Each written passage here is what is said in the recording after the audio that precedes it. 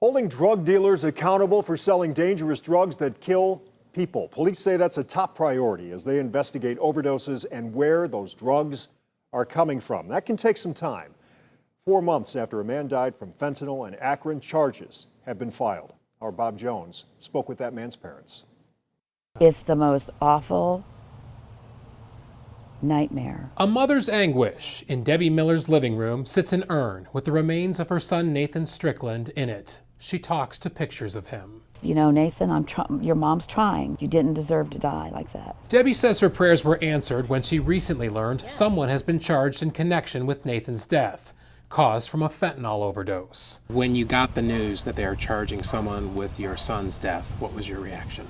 Happy.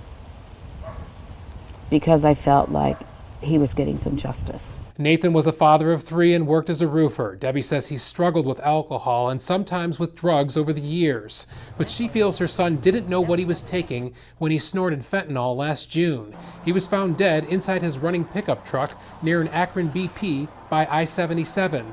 Police say the amount of fentanyl in Nathan's system was very high. He died so quickly.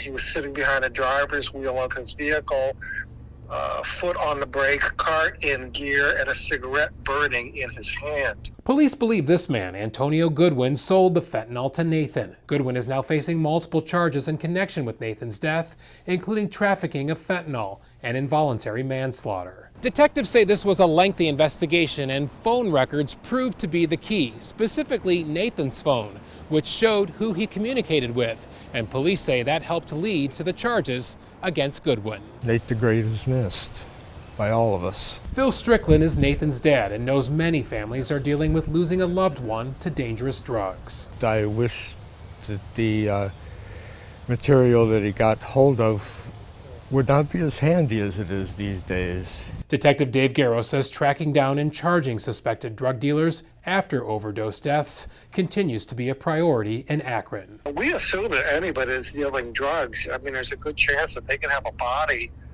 behind what they're doing. Debbie misses her son every day, and while an arrest doesn't bring him back, she hopes the case sends a message. He made the wrong choice, but someone should still pay for what happened. In Akron, Bob Jones, News 5.